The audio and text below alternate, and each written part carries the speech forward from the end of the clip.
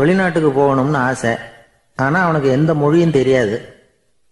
இருந்தாலும் சமாளிச்சுக்கலாம்னு முடிவு பண்ணிட்டு கிளம்பிட்டான். ஏதோ ஒரு தேசத்துக்கு போய் சேர்ந்தான். அங்கே அவனுக்கு யாரையும் தெரியாது. அவங்க என்ன மொழியில் பேசிக்கிறாங்க அப்படிங்கிறது கூட புரியல. என்ன பண்ணுறதுன்னு யோசனை பண்ணிட்டு ஒரு இடத்துல நின்றுக்கிட்டு இருக்கிறான். எதிர ஒரு பெரிய கட்டடம். நிறைய பேர் உள்ளே போயிட்டு இருக்கிறாங்க. இவனும் அவங்க பின்னாடியே உள்ளே போனான். ஒரு பெரிய அறை, அலங்காரம்லாம் பண்ணி வச்சிருக்கிறாங்க. நிறைய பேர் சாப்பிட்றதுக்காக உட்காந்துருக்குறாங்க. இவனுக்கு நல்ல பசி. அதனால் இவனும் உட்காந்தான். சாப்பாடு போட்டாங்க, சாப்பிட்டான். அன்பான உபசரிப்பு. இவன் மனசு உள்ள நினச்சிக்கிட்டான், இது ஏதோ அரசருடைய அரண்மனை மாதிரி தெரியுது. இன்னைக்கு ஏதோ விருந்து நடக்குது. நல்ல வேளை நம்ம பசியும் தீர்ந்தது அப்படின்னு நினச்சிக்கிட்டே நிமிர்ந்து பார்க்குறான். சாப்பாடு பரிமாறினவன் எதிரில் ரொம்ப பணிவோட முதுக வளைச்சி வணக்கம் தெரிவித்தான். இவனும் எழுந்திரிச்சு நின்று முதுக வளைச்சி வணக்கம் தெரிவித்தான். ரொம்ப நன்றின்னா. அவன் ஒரு சீட்டை இவன் கையில் கொடுத்தான். இவன் அதை வாங்கி பார்க்குறான். என்ன எழுதியிருக்குன்னு ஒன்றும் புரியல. சரி, இந்த நாட்டில் தங்களுடைய நன்றியை சீட்டில் எழுதி தான் கொடுப்பாங்க போல இருக்கு அப்படின்னு நினச்சிக்கிட்டு மறுபடியும் நன்றின்னா. ஆனால் அவன் காசை கொடுங்கன்னா. ஏன்னா அது ஒரு ஹோட்டல். இவன் சாப்பிட்டதுக்கான பில் அது. இவன் அதை புரிஞ்சிக்கவே இல்லை. நன்றின்னு அந்த சீட்டில் எழுதி கொடுக்குறாங்க போல இருக்கு அப்படின்னு நினச்சிக்கிட்டு அதை வாங்கி சட்டை பையில் பத்திரமா வச்சுக்கிட்டு பரவாயில்லைங்க, ரொம்ப மகிழ்ச்சின்னா. ஒரு வெளிநாட்டுக்காரனுக்கு இவ்வளவு தூரம் மரியாதை பண்ணுறீங்களே, எங்கள் ஊருக்கு போனதும் உங்களை பற்றி நிறைய சொல்லுவேன் அப்படின்னா. இவன் என்ன சொல்கிறான்னு அவனுக்கு புரியல. இவனை பிடிச்சி அழைச்சிட்டு போய் முதலாளி முன்னாடி நிறுத்தினான். நாம் சொன்னதில் இவனுக்கு ரொம்ப பெருமையாக இருக்கணும் போல இருக்கு, அதுதான் பெரிய இடத்துக்கு அழைச்சிட்டு வந்திருக்கிறான் அப்படின்னு இவன் நினச்சிக்கிறான். அவரும் பில்லுக்கான பணத்தை கொடுங்கிறாரு. பரவாயில்லைங்க, ரொம்ப மகிழ்ச்சி, நன்றிங்கிறான் இவன். அவரு பார்த்தார், இவனை நீதிமன்றத்துக்கு அனுப்பி வச்சுட்டார். இவன் என்ன நினச்சிக்கிட்டான், நம்மளை இந்த ஊர் ராஜா முன்னாடியே அழைச்சிக்கிட்டு வந்து நிறுத்தி இருக்கிறாங்க போல இருக்கு, என்ன ஒரு பெருந்தன்மை அப்படின்னு நினச்சிக்கிறான். நீதிபதி சொன்னார், சாப்பிட்டதுக்கான பணத்தை கொடுத்துரு, இல்லைன்னா அதுக்கான தண்டனையை அனுபவிக்க வேண்டி இருக்கும்னார். ராஜாவே நமக்கு நன்றி சொல்றாரு போல இருக்கு அப்படின்னு நினச்சிக்கிறான் இவன். என் மகிழ்ச்சிக்கு எல்லையே இல்லைங்க அப்படின்னா. அவரு பார்த்தார், இவனுக்கு தண்டனை கொடுக்க வேண்டியதுதான் அப்படின்னு முடிவு பண்ணார். உடனே தீர்ப்பு எழுதினார். இவனை கழுதையில பின்புறமா உட்கார வைங்க, இவன் ஒரு மோசடிக்காரன் அப்படின்னு ஒரு போர்டு எழுதி அவன் கழுத்துல மாட்டுங்க, அப்புறம் அந்த கழுதையை ஊரு பூரா விரட்டுங்க அப்படின்னார். இவனுக்கு தான் மொழி புரியலையே, ஏதோ நடக்குது அப்படிங்கிறது மட்டும் புரியுது. எல்லாரும் சேர்ந்து இவனை ஒரு கழுதை மேல உட்கார வச்சாங்க. ஓஹோ, நம்மளை பாராட்டி ஒரு ஊர்வலம் நடத்துறாங்க போல இருக்கு அப்படின்னு நினைச்சுக்கிறான் இவன். எல்லாரும் சத்தம் போட்டுக்கிட்டே கையை தட்டிக்கிட்டு கழுதை பின்னாடி ஓடி வர்றாங்க. இவனுக்கு ரொம்ப உற்சாகமா இருக்குது. எல்லாருக்கும் கை கூப்பி வணக்கம் சொல்லிக்கிட்டே போறான். கூட்டத்துல திடீர்னு ஒரு தெரிஞ்ச முகம் தெரியுது. அவனுடைய தேசத்தை சேர்ந்த ஒரு ஆள் அவன். அவனை பார்த்ததும் இவனுக்கு ரொம்ப உற்சாகம். நம்ம ஊருக்கு போனதும் இங்க நமக்கு கிடைச்ச மரியாதையெல்லாம் உண்மைதான்னு சொல்றதுக்கு ஒரு சாட்சியும் கிடைச்சிட்டுது அப்படின்னு நினைச்சுக்கிறான். அவனை பார்த்து கத்தனான், நல்லா பார்த்துக்க, இந்த ஊர் மக்கள் எனக்கு எப்படிப்பட்ட வரவேற்பு கொடுக்குறாங்கிறத நல்லா கவனிச்சுக்கோ அப்படிங்கிறான். அவனுக்கு அவமானமா போட்டுது. தலையை குனிஞ்சுக்கிட்டே நழுவி போயிட்டான். இவன் பார்த்தான், அவன் தலை தெரியல. ஆகா, அவனுக்கு நம்ம மேல பொறாம போல இருக்கு, அதனாலதான் காணாம போயிட்டான் அப்படின்னு நினைச்சுக்கிறான். இப்படி ஒரு வேடிக்கை கதையை பெரியவங்க சொல்றது உண்டு. கதை வேடிக்கையா இருந்தாலும் இதுல உள்ள கருத்து என்ன தெரியுமா? அந்த கழுதை மேல உட்காந்துருக்கிறானே, அது மாதிரிதான் நாமளும் அகங்காரம்ங்கிற கழுதை மேல உட்காந்துக்கிட்டு இருக்கோமா. நாமளும் கிட்டத்தட்ட அதே மாதிரி பிரம்மையில தான் இருக்கிறோமா. என்ன நடக்குதுங்கிறதே புரியறது இல்லை. அகங்காரத்துல பேசுறவனுக்கும் சித்த சுவாதீனம் இல்லாம பேசுறவனுக்கும் அதிக வித்தியாசம் இருக்கிறது இல்லை. அது மாதிரி ஒருத்தன் தன்னுடைய வீட்டை சுத்தி சேற்ற வாரி அரைச்சிக்கிட்டு இருந்தானா. அந்த வழியா வந்த ஒரு பெரியவர் அதை பார்த்திருக்கார். என்னப்பா பண்ணிட்டு இருக்கிற அப்படின்னு கேட்டாராம். கழுதைகளை விரட்டிக்கிட்டு இருக்கிறேன் அப்படின்னானா. இங்க கழுதைகளே காணுமே அப்படின்னாராம் அவரு. அதுதான் ஏற்கனவே விரட்டி விட்டனே அப்படின்னானா இவன்.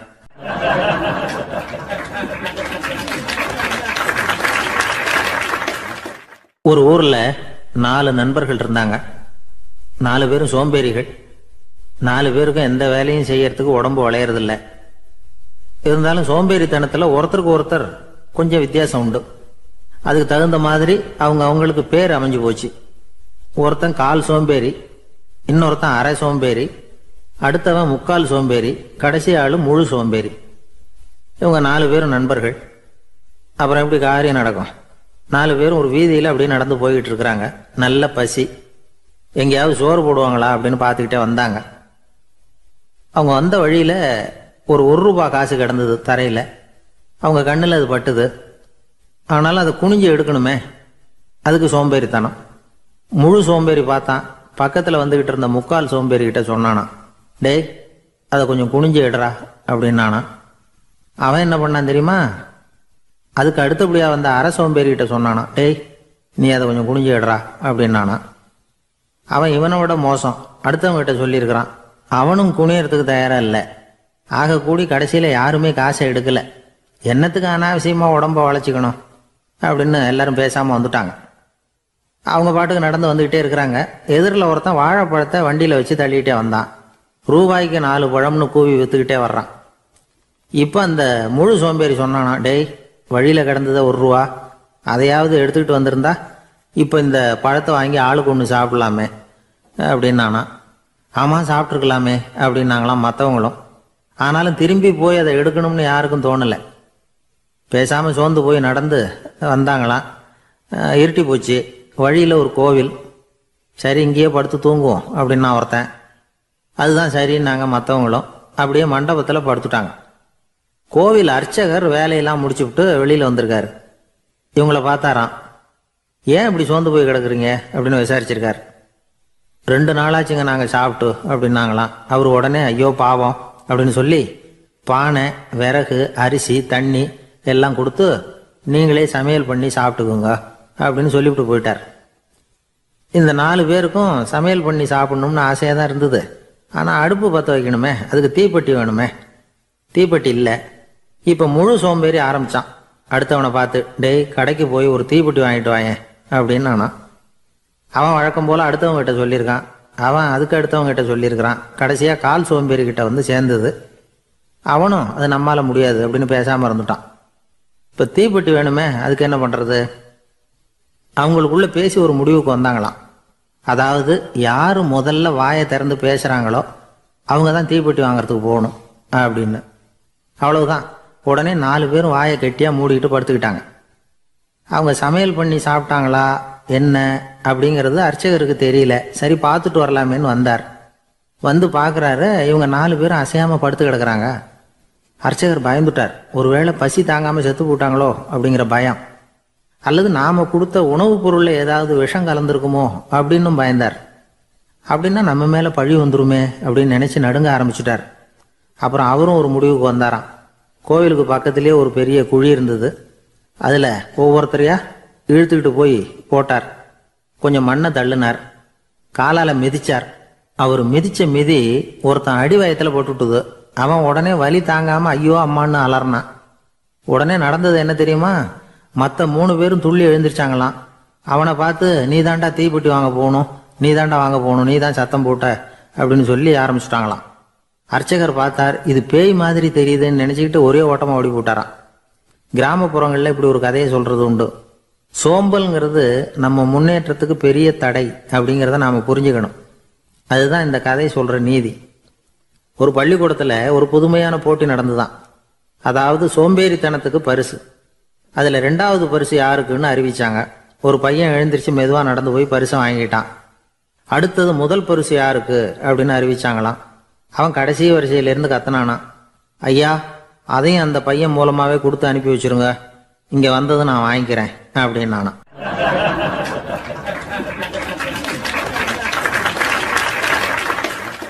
ஒரு ஊரில் ஒரு ராஜா இருந்தார். அவர் ஒரு நாள் காலையில் அரண்மனையில் மேல் மாடத்தில் வந்து நின்றுக்கிட்டு இருந்தார். அப்போ ஒரு ஆள் வீதியில் ரொம்ப வேகமாக ஓடிக்கிட்டு இருக்கான். அதை ராஜா கவனிச்சார்.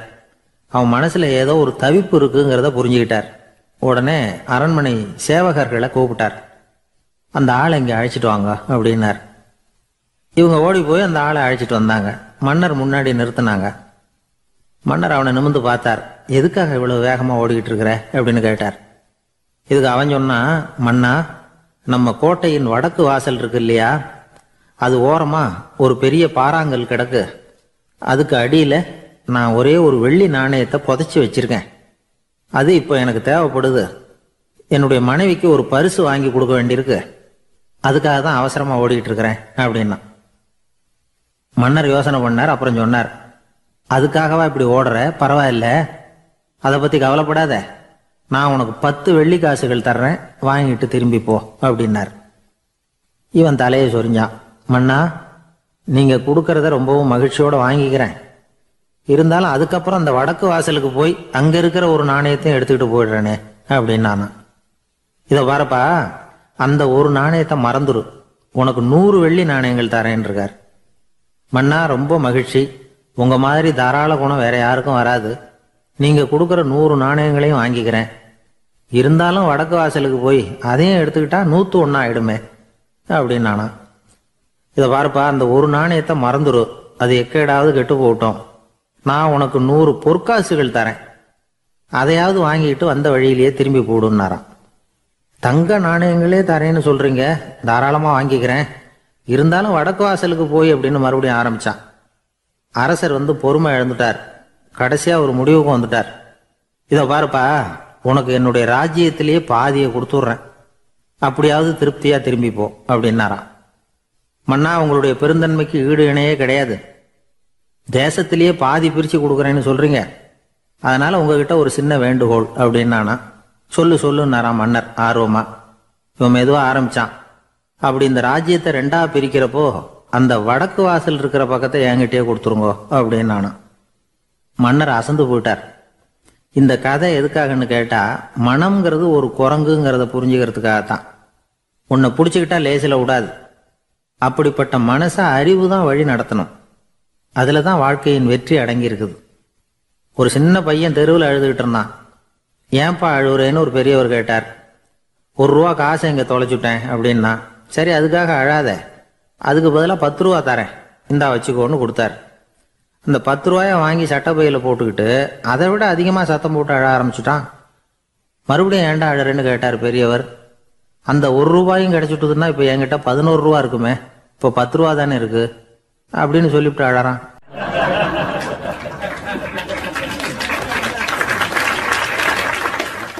என்னுடைய நண்பர் ஒருத்தர், அவருக்கு ஜாதகத்துல நம்பிக்கை உண்டு.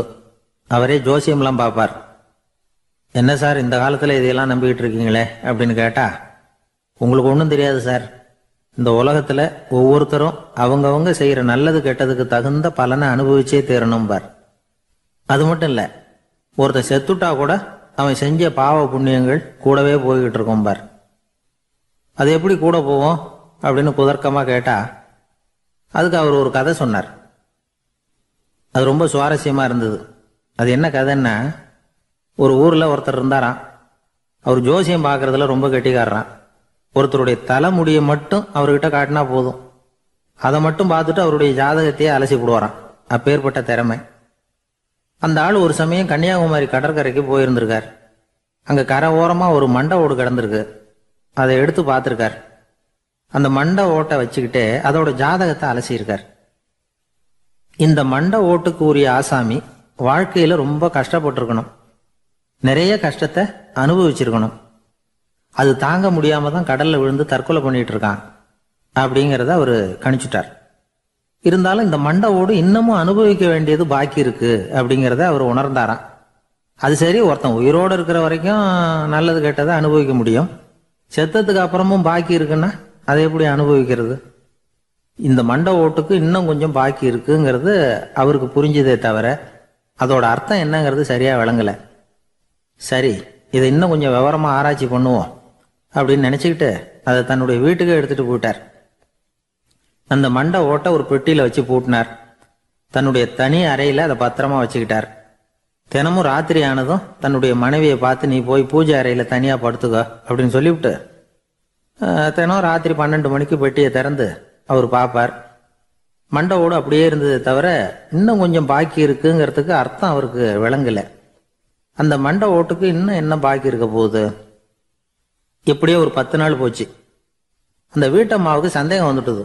நம்ம வீட்டுக்காரரு நம்மளை தனியா ஏன் தூங்க சொல்றார் அப்படிங்கிற சந்தேகம். உடனே பக்கத்து வீட்டு அம்மா கிட்ட விஷயத்த சொல்லியிருக்கிறாங்க. அந்த அம்மா உடனே, நீ கவலைப்படாத, நான் கண்டுபிடிச்சு சொல்றேன் அப்படின்னு சொல்லிவிட்டாங்களாம். அன்னைக்கு ராத்திரியே ஜன்னல் வழியா எட்டி பார்த்துருக்குறாங்க.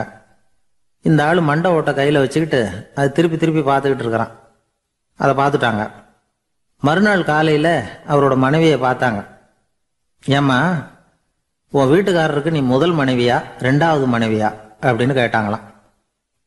எனக்கு தெரிஞ்ச வரைக்கும் நான் ஒருத்தி தான் அவருடைய மனைவி அப்படின்னாங்களாம் அவங்க. அப்படி இல்லை, நீ அவருக்கு ரெண்டாவது மனைவி. முதல் மனைவியின் மண்டை ஓட்டை தான் அவர் தினமும் ராத்திரியில் எடுத்து பார்த்துக்கிட்டு இருக்கிறார் அப்படின்னாங்க அடுத்த வீட்டு அம்மா. அப்படியா விஷயம் அப்படின்னு சொல்லிவிட்டு கணவன் வீட்டில் இல்லாத நேரமாக பார்த்து அந்த மண்டை ஓட்டை எடுத்து கொண்டாந்து ஒரு உரல்ல போட்டு உலக்கையால குத்தி நொறுக்க ஆரம்பிச்சிட்டாங்க. வெளியில போயிருந்த அந்த ஆள் அப்பதான் உள்ள நுழைஞ்சார். மண்டை ஓடு உலக்கை கிட்ட குத்து வாங்கிட்டு இருக்கு. அது அனுபவிக்க வேண்டியது இன்னும் கொஞ்சம் பாக்கி இருக்குங்கிறதுக்கு அர்த்தம் எனக்கு இப்பதான் புரிஞ்சுது அப்படின்னாராம் அவர். இந்த கதையிலேருந்து நாம இன்னொரு நீதியையும் புரிஞ்சுக்கணும். அதாவது நம்ம வீட்டை பத்தி நமக்கு புரியாததெல்லாம் அடுத்த வீட்டுக்கு.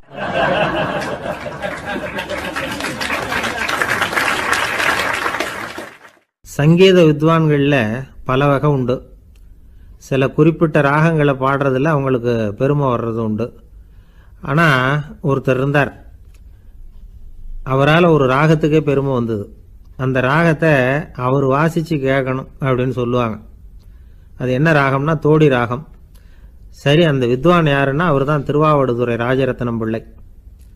பேராசிரியர் கல்கி ஒரு சமயம் தம்முடைய பத்திரிகையில் எழுதினாராம். அதை அப்படியே படிக்கிறேன் கேளுங்களேன். ஆகா, ஸ்ரீ ராஜரத்னம் பிள்ளையின் தோடி ஆலாபனையை முதலில் கேட்டபோது அவருடைய கற்பனையை விட்டு தள்ளுங்கள்.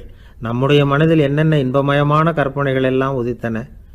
குழந்தை தாயிடம் கொஞ்சம் குரலை கேட்டோம், அன்னை குழந்தையிடம் கொஞ்சம் குரலை கேட்டோம், ரதியும் மன்மதனும் பேசிக்கொண்ட காதல் மொழிகளை கேட்டோம், முருகன் சிவபெருமான் செவிகுளிர மொழிந்த உபதேசத்தை கேட்டோம், கலைமகள் கவிஞனுக்கு அருளிய ஆசி மொழிகளை கேட்டோம், நாரத முனிவருடைய தம்பூரா சுருதியை கேட்டோம், ராவணன் தன் எலும்பை ஒடித்து வீணையாகச் செய்து வாசித்த கானத்தை கேட்டோம், கானப் பறவைகளின் கலகல ஒலியை கேட்டோம், கோலக் குயில்களின் குரல் இனிமையை கேட்டோம்.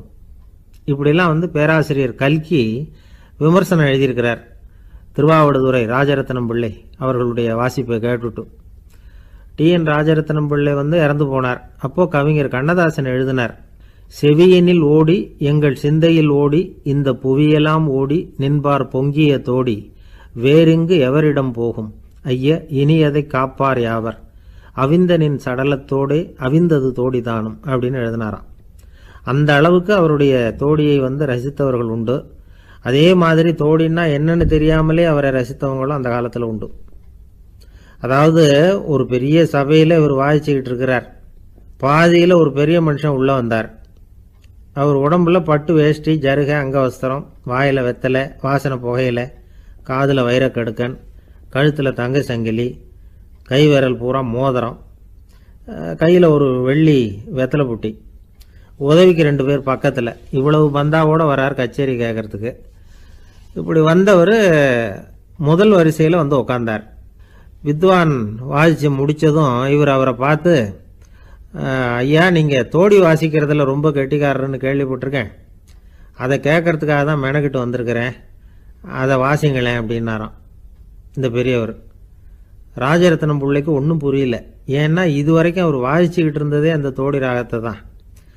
அதை வாசித்து முடித்ததும் அதை வாசிங்களேன்னு இவர் கேட்குறார். அப்படின்னா இவரோட ஞானம் எப்படிப்பட்டது? இவ்வளவும் கேட்டுட்டு இப்படி கேட்குறாரே அப்படின்னு அவர் யோசிச்சிருக்கிறார் ராஜரத்னம் பிள்ளை. உடனே என்ன பண்ணார் தெரியுமா? பக்கத்தில் ரொம்ப சாதுவாக சுருதி போட்டுக்கிட்டு இருந்த ஒரு முதுகில் ஓங்கி ஒரு குத்து விட்டாராம். அவருக்கு ஒன்றும் புரியல, எதுக்கு நம்மளை அடிக்கிறார் இவர், நம்மளை குத்துறாரு வித்வான்னு. அவர் அதிர்ச்சியால் இவர் நிமிர்ந்து பார்த்துருக்கார்.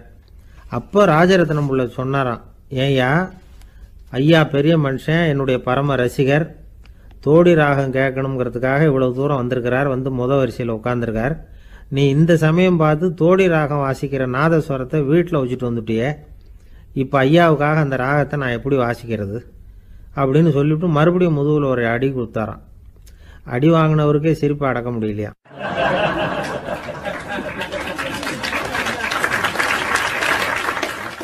ஒரு ஊர்ல ஒரு ஆள் இருந்தான். நிறைய பணம் சேர்த்தான். அவனுக்கு சம்பாதிக்க தெரியுமே தவிர செலவு பண்ண தெரியாது. மகா கஞ்சன். காசை கையில் எடுக்கவும் மாட்டான். எடுத்தா செலவு செய்ய வேண்டியிருக்குமே. அதனால இப்படியே அவன் காலத்தை ஓட்டி விட்டான். வயசாயிட்டுது. அவனுடைய மனைவி ஒரு நாள் கேட்டாங்க, இவ்வளவு நாளா நீங்க என்னை எங்கேயுமே அழைச்சிட்டு போனதில்லை, இப்போவாவது அழைச்சிட்டு போகக்கூடாதா அப்படின்னாங்க. எங்க போகணும் சொல்லுன்னா. காசிக்கு போகணும், கங்கையில குளிக்கணும்னாங்க. இவன் பார்த்தான், இதுக்கு ஏன் அவ்வளவு தூரம் செலவு பண்ணிட்டு போகணும், நம்ம ஊர் ஆத்துலயே குளிக்கலாமே, இதுவும் புண்ணிய நதி தான், இங்க குளிச்சா அங்க குளிச்ச பலன் கிடைச்சிரும் அப்படின்னா. சரின்னு 2 பேரும் ஆத்தங்கரைக்கு போனாங்க. அன்னைக்கு ஏதோ விசேஷம், நிறைய கூட்டம், நிறைய பேர் குளிச்சுக்கிட்டு இருக்கிறாங்க.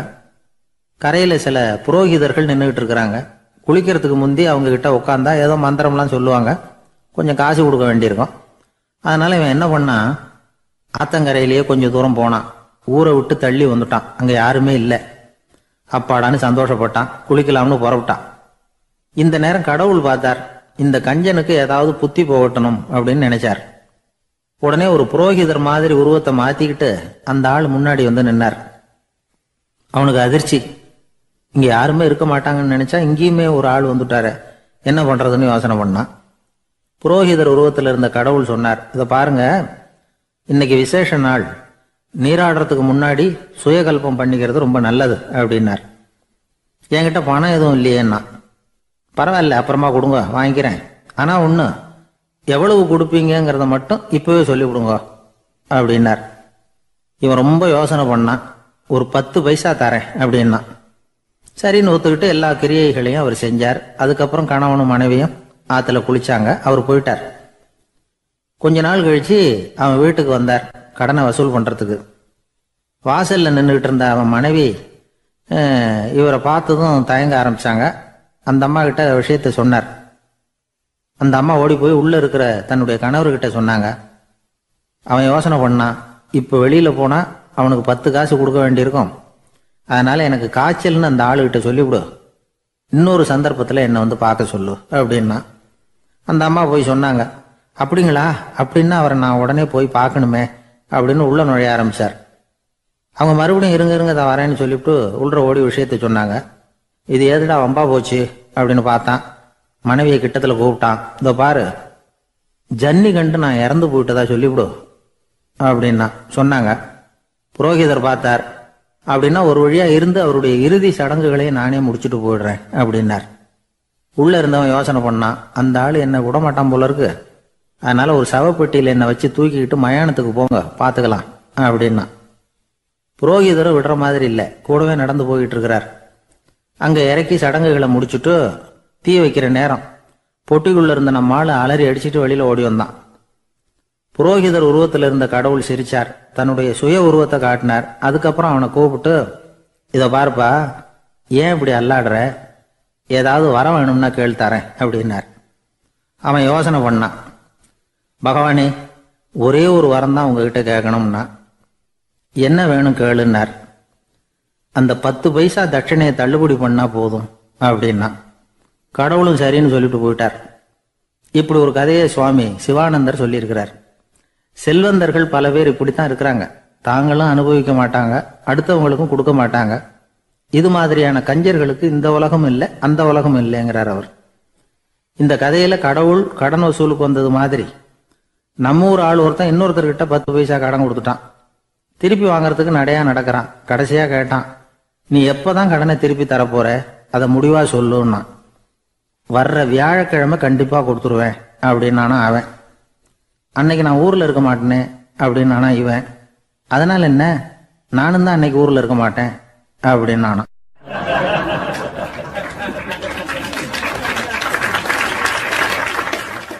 எனக்கு இது மட்டும்தான் சார் தெரியும், இதை தவிர வேற எதுவும் தெரியாது அப்படின்னு சொல்லிக்கிட்டே காலம் தள்ளுறவங்க ரொம்ப பேர்.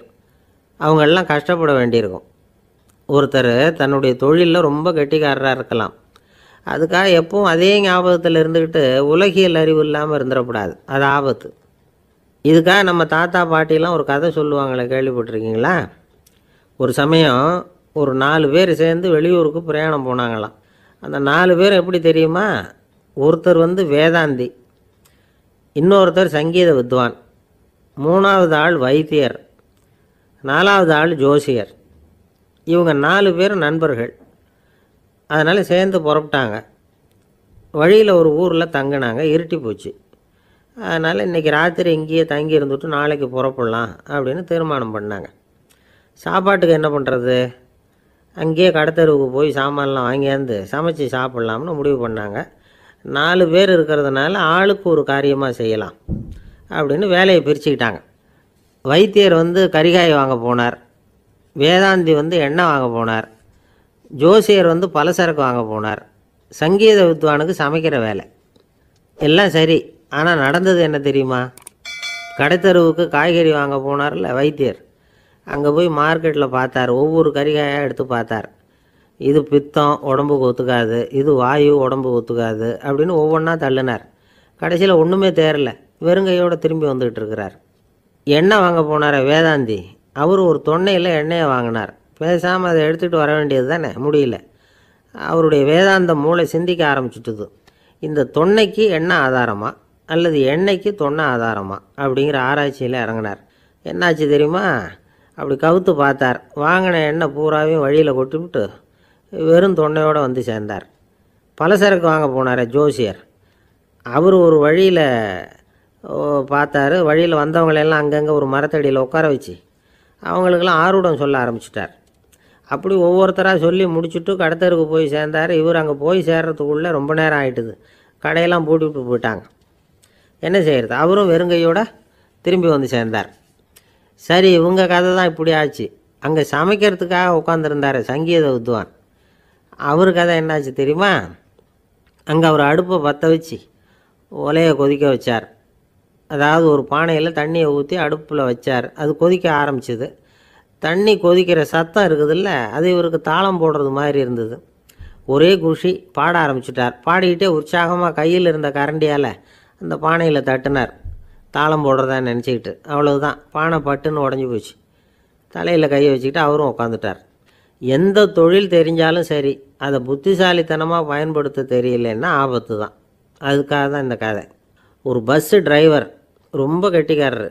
பஸ்ஸை ரொம்ப திறமையாக ஆபத்து இல்லாமல் ஓட்டினதுக்காக பரிசுலாம் வாங்கினவர். அவரே ஒரு படகு ஓட்டுறதுக்காக அழைச்சிட்டு போயிருக்கிறாங்க, மோட்டார் படகு. அதையும் ரொம்ப திறமையாக தான் ஓட்டிகிட்டு போயிருக்கிறாரு. நடுக்கடலில் போனதும் படகு நின்று போச்சு. மோட்டாரில் ஏதோ கோளாறு. என்ன செய்யலாம் அப்படின்னு அந்த டிரைவரை கேட்டிருக்கிறாங்க படகுல இருந்தவங்கெல்லாம். அப்போ அவர் சொன்னாராம், கவலைப்படாதீங்க, ஒன்றும் பிரச்சனை இல்லை, எல்லோரும் கொஞ்சம் கீழே இறங்கி பின்னாடி தள்ளுங்க, மோட்டார் ஸ்டார்ட் ஆகிடும் அப்படின்னாராம்.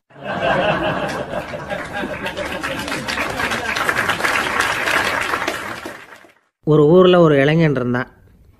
ஒரு நாள் அவன் ஒரு குருவை தேடிக்கிட்டு புறப்பட்டான். ஊரை விட்டு வெளியில் போனான். போகிற வழியில் ஒரு காடு.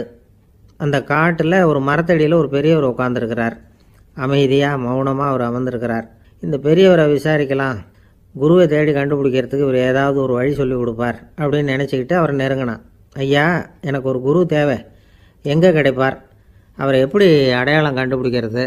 அதை பற்றி ஏதாவது விவரம் சொன்னீங்கன்னா நான் கண்டுபிடிச்சிக்குவேன் அப்படின்ட்டுருக்கான். பெரியவர் நிமிர்ந்து பார்த்தார். தம்பி, அது ரொம்ப சுலபம். அவர் வயசானவராக இருப்பார், என்னை விட சுமார் 30 வயசு அதிகமாக இருக்கும். அவர் ஒரு மரத்தடியில் தான் உட்காந்துருப்பார் அப்படின்ட்டுருக்கான். சரிங்க பெரியவரே, அது என்ன மாதிரியான மரம், எப்படி இருக்கும் அப்படின்னு கேட்டிருக்கான். பெரியவர் அந்த விவரங்களையும் சொல்லியிருக்கிறாரு. அது மட்டும் இல்லை, சந்திக்கிற நாள், நேரம், வினாடி முதற்கொண்டு எல்லா விவரங்களையும் துல்லியமாக சொன்னாராம். இவ்வளவு விவரங்களை இவரால் எப்படி சொல்ல முடியுது அப்படின்னு இவனுக்கு ஆச்சரியம். இருந்தாலும் அந்த பெரியவர் கடைசியாக ஒரு விவரம் சொன்னார். அது என்ன தெரியுமா? எப்படியும் நீ அவரை சந்திக்கிறதுக்கு ஒரு 30 வருஷம் ஆகும் அப்படின்னு சொல்லிவிட்டாராம். ரொம்ப நன்றிங்க பெரியவரே அப்படின்னு சொல்லிவிட்டு அந்த இளைஞன் புறப்பட்டுருக்கான். இப்போ அவனுக்கு குரு பற்றின விவரம் எல்லாம் கிடச்சிட்டுது, சந்திக்கிற நேரமும் தெரிஞ்சுட்டுது. ஆனால் 30 வருஷம் அவரை தேடி அலைய வேண்டியிருக்குமே. அவன் தேட ஆரம்பித்தான். காடு மலை எல்லாம் சுற்றி அலைஞ்சான். பல வருஷங்கள் தேடினான், அழுத்து போயிட்டான். கடைசியில் அவனுக்கும் வயசாகிட்டுது. கடைசியில் தன்னுடைய சொந்த ஊருக்கே திரும்பி போய்கிட்டு இருந்தான். அங்கே ஒரு மரத்தடியில் அவன் தேடிக்கிட்டு இருந்த குருநாதர் கிடைச்சார். யார் அவருன்னா, 30 வருஷத்துக்கு முன்னாடி வழி சொல்லி கொடுத்தாருல அதே பெரியவர். அவருக்கு இப்போ 30 வயசு அதிகமாக இருந்தது. அதே மரம். அன்னைக்கு பெரியவர் சொன்ன அடையாளம் இப்போ பொருத்தமாக இருந்தது. இப்போ அந்த பெரியவர் சொன்னார், சரியாக வந்து சேர்ந்துட்டேன், வா, உனக்காக தான் நான் இவ்வளவு காலமும் காத்துக்கிட்டு இருந்தேன் அப்படின்னாரான். என்ன சொல்கிறீங்கன்றிருக்கான். 30 வருஷத்துக்கு முன்னாடி என்கிட்ட வந்தியே, அப்போவே என் காலம் முடிஞ்சு போயிருந்தது. அப்போவே என்ன உனக்கு அடையாளம் தெரியல, அதனால் இவ்வளவு காலம் உனக்காக காத்துட்ருக்கும்படி ஆகிட்டுது அப்படின்னாராம். ஐயா, அப்போவே நீங்கள் சொல்லியிருக்கலாமே, இதுதான் 30 வருஷம் கழித்து நீ சந்திக்க போகிற இடம், நான் தான் உன்னுடைய குரு அப்படின்னு சொல்லியிருக்கலாமே அப்படின்ட்டுருக்கான். அந்த பெரியவர் சிரிச்சுக்கிட்டே இதுக்கு பதில் சொன்னாராம், நான் எவ்வளவோ விவரமாக தான் சொன்னேன், நீ சரியாக புரிஞ்சிக்கல. காரணம், அப்போ நீ போதுமான அளவுக்கு பக்குவம் பெற்றிருக்கவில்லை. அதனால் புரியும் சக்தி இல்லாமல் போயிட்டுதப்போ 30 ஆண்டு காலம் நீ அலைஞ்சி தெரிஞ்சிருக்கிற. அது காரணமாக இப்போ உனக்கு அந்த பக்குவம் வந்துட்டுது. அதனால தான் அடையாளம் காண முடிஞ்சுது, நானே உன்னுடைய குரு அப்படின்னாராம். இதுலேருந்து என்ன தெரியுதுன்னா, ஆன்மீகத்தில் மாணவனாக சேர்றதுக்கு கூட ஒரு பக்குவத்தன்மை தேவைப்படுது.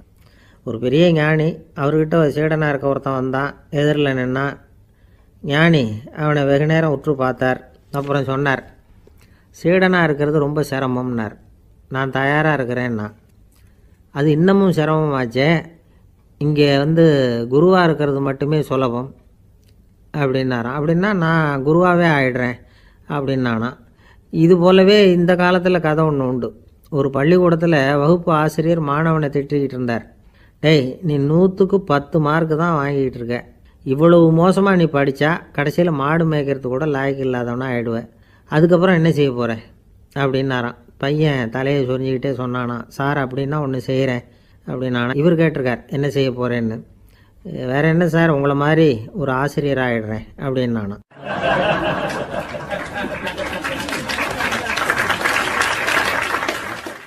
இமயமலை அடிவாரத்தில் ஒரு மடம்.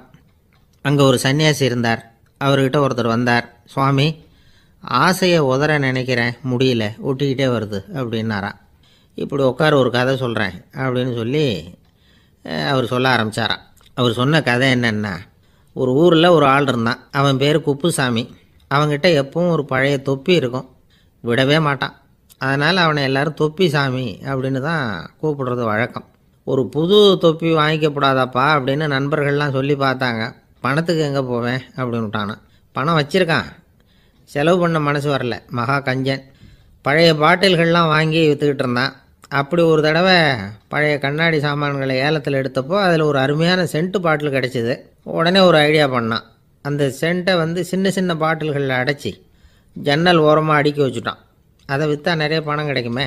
அதனால் இதுக்கு இடையில் ஒரு நாள் அவன் அப்படியே உட்காந்துருந்தான். அந்த நேரம் நண்பன் வந்தான். ஏண்டா, உன் பழைய தொப்பியை மாற்றப்படாதா, ஊரில் எல்லோரும் கேலி பேசுகிறாங்களே ஒன்று தொப்பி சாமின்னு அப்படின்னு சொல்லி கேட்டிருக்கான். இந்த சென்ட்டு பாட்டில் விற்றதும் பணம் வரும், அதுக்கப்புறம் பார்க்கலாம் அப்படின்னு நானா. இவன் சரி வா, நீச்சல் குளத்துக்கு போயிட்டு வருவோம் அப்படின்னு கூப்பிட்ருக்கான் நண்பன். 2 பேரும் போனாங்க. அதே நேரம் அந்த ஊர் நீதிபதியும் அங்கே குளிக்க வந்தாராம். அவர்கிட்ட இருந்தது விலை வசந்த ஒரு புது தொப்பி. அதை அங்கே இருந்த ஸ்டாண்டில் மாட்டிவிட்டு குளிக்க போனார்.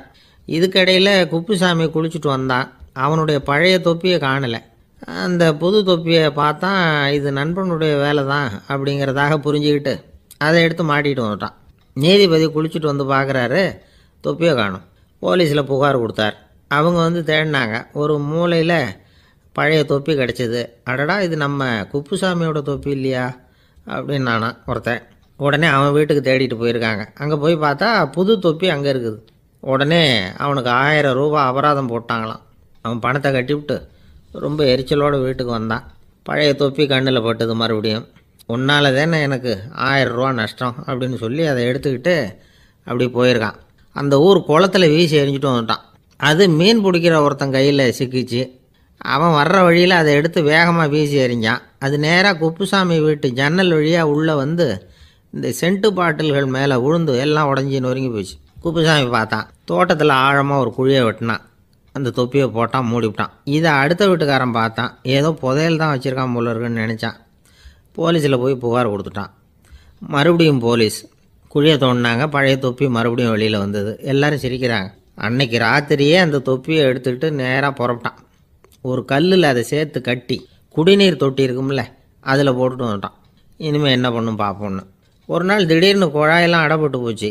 மாநகராட்சி அலுவலர்கள் என்னன்னு பார்த்தா அந்த பழைய தொப்பி குழாயை அடைச்சிக்கிட்டு இருக்குது. இது குப்புசாமியோட தொப்பிங்கிறது தான் எல்லாருக்கும் தெரியுமே. உடனே குடிநீரை பாழாக்கணத்துக்காக குப்புசாமிக்கு கோர்ட்டு 2500 ரூபா அபராதம் போட்டுவிட்டுது. அதையும் கட்டிவிட்டு வெளில வந்தான். கடைசியாக முடிவு பண்ணான். ஒரு நெருப்பு குச்சியை கிழிச்சான். தொப்பியை கொளுத்தினான். எரிஞ்சது. எடுத்து வெளில எரிஞ்சான். கொஞ்ச நேரத்தில் தீ அணைப்பு படம் வந்துட்டுது. ஆமாம், இவன் எடுத்து எரிஞ்சது வெளியில் விழுந்து வீட்டு கூரையே பற்றிக்கிட்டு எரிய ஆரம்பிச்சுட்டுது. அவனோட பணத்தாசையும் அதோடு சேர்ந்து எரிஞ்சு போச்சான். இப்படி ஒரு கதை. இந்த கதையை சொல்லி முடித்தார் அந்த இமயமலை அடிவாரத்தில் இருந்த சன்னியாசி. இப்போ அந்த குப்புசாமி எங்கே இருக்கிறான்னு கேட்டார் எதிரில் இருந்தவர். இதோ உன் எதிரிலே இருக்கிறான், நான் தான் அந்த குப்புசாமி அப்படின்னாரான் அந்த சன்னியாசி. அந்த குப்புசாமி கிட்ட இருந்தது மாதிரி ஒரு பழைய தொப்பி நம்ம ஒவ்வொருத்தர்கிட்டையும் உண்டு. அதை எப்படி தொலைக்கிறதுன்னு தெரியாமல் தடுமாறிக்கிட்டு இருக்கிறோம். அது என்ன தொப்பிங்கிறீங்களா? அதுதான் நம்மை சூழ்ந்திருக்கிற மாயை அப்படிங்கிறார் சுவாமி சின்மயானந்தர். மெய்ஞானம் கிடைக்கிறப்போ மாயை எரிஞ்சு போகும் அப்படிங்கிறது அவருடைய கருத்து. நம்மால் ஒருத்தர் வேகமாக ஓடி வந்தார். காலில் மாட்டியிருந்த பழைய செருப்பு ரெண்டையும் ஆவேசமாக தூக்கி ஒரு கிணத்துல போட்டுட்டு வெறுங்காலோடு நடந்து வந்துக்கிட்டு இருக்கிறார். ஏன் அப்படி பண்ணீங்க அப்படின்னு கேட்டோம். அந்த செருப்புக்கு சொந்தக்காரன் பின்னாடி வந்துக்கிட்டு இருக்கிறான், அதனால் அப்படி பண்ணேன் அப்படிங்கிறார் இவர்.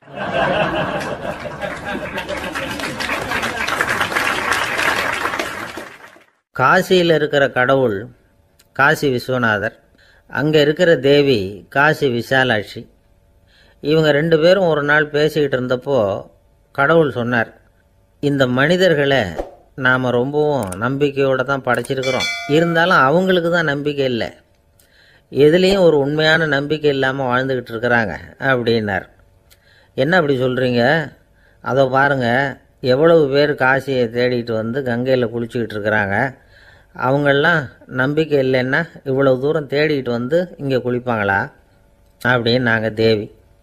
சரி, அதை சோதித்து பார்க்கலாம் அப்படின்னு 2 பேரும் முடிவு பண்ணிக்கிட்டாங்க. உடனே ஒரு திட்டம் போட்டாங்க.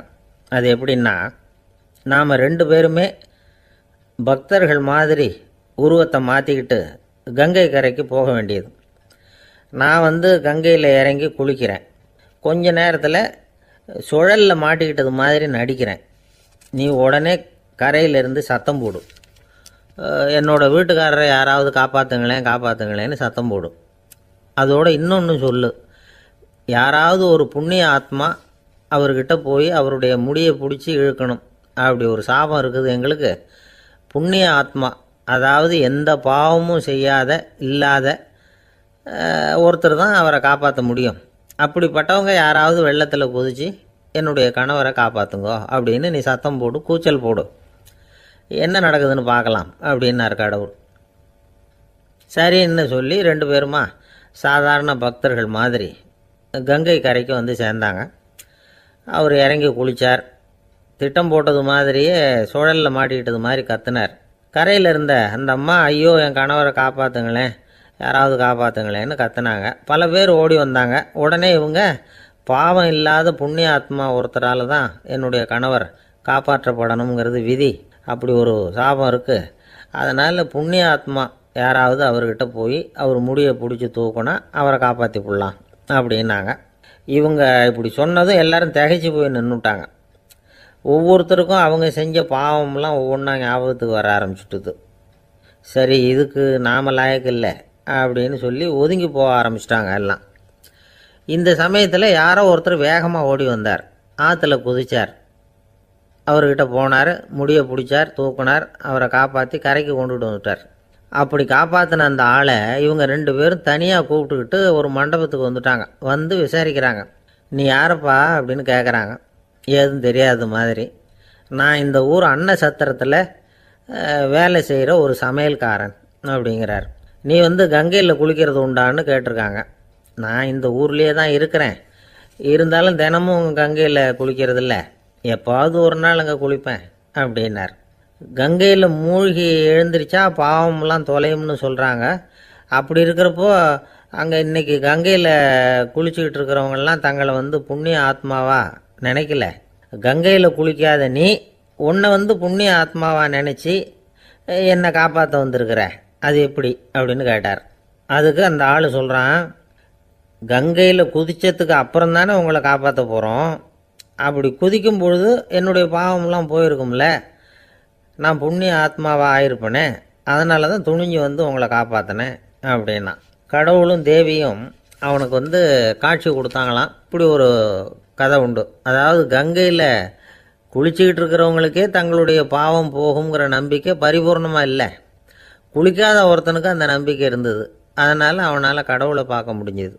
கடவுளை நாமளும் பார்க்க முடியுமா முடியாதா அப்படிங்கிற குழப்பம்லாம் நமக்கு வேண்டியதில்லை. நம்பிக்கையோடு வாழணுங்கிற உண்மையை மட்டும் இந்த கதையிலேருந்து புரிஞ்சுக்கிட்டால் போதும். ஏன்னா இந்த கதையை கேட்டுட்டு ஒரு நண்பன் குதர்க்கமாக ஒரு கேள்வி கேட்டான். ஏன் சார், கங்கையில் குளித்தா பாவம் போயிடும்னு சொல்கிறீங்களே, நான் எனக்கு வேண்டாத ஒருத்தனை அழைச்சிட்டு போய் கங்கையிலேயே தள்ளி விட்டுட்டு அதுக்கப்புறம் அங்கேயே முழுக்க போட்டுட்டு நான் செஞ்ச பாவத்தை அதுலேயே கழுவி விட்டுட்டு மறுபடியும் உங்ககிட்ட வந்துடுறேன்னு வச்சுக்கோங்க, நீங்கள் என்னை புண்ணிய ஆத்மான்னு ஏற்றுக்குவீங்களா அப்படிங்கிறான். ஆள் கொஞ்சம் அசந்தான் நம்மளே அங்கே அழைச்சிட்டு போனாலும் போயிடுவான்.